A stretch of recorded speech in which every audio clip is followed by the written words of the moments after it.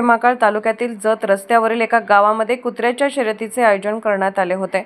त्याबाबत आयोजकांनी कोणतीही परवानगी घेतली नव्हती याची माहिती त्या कोणत्याही कामगिरीमध्ये नसणाऱ्या राजाला समजली। तो 112 मध्ये घेऊन लवाजम्यासह त्या ठिकाणी पोहोचला व तेथे असणाऱ्या 5 ते 6 जणांचा मोबाईल ताब्यात घेतला व तडजोड करून त्यांचे मोबाईल परत दिले।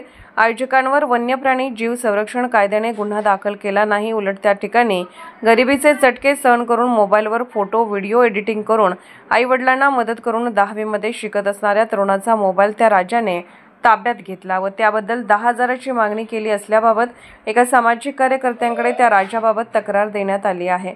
याबाबत राज्याचा मुख्य असणाऱ्या अधिकाऱ्याला काहीही माहिती कशी नाही, तेही राजाच्या दबावाखाली आहेत।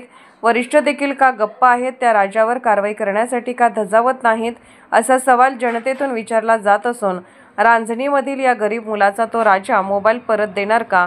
स्थानिक तसेच वरिष्ठ पातळीवरून त्या राजावर कारवाई होणार का, की परत एखाद्याला लुबाडण्यासाठी त्या राजाला मोकळं सोडणार? आमदार रोहित पाटील याकडे लक्ष देणार का, की तेही या अधिकाऱ्यांची ओढणार? याकडे जनतेचे लक्ष लागून राहिले आहे।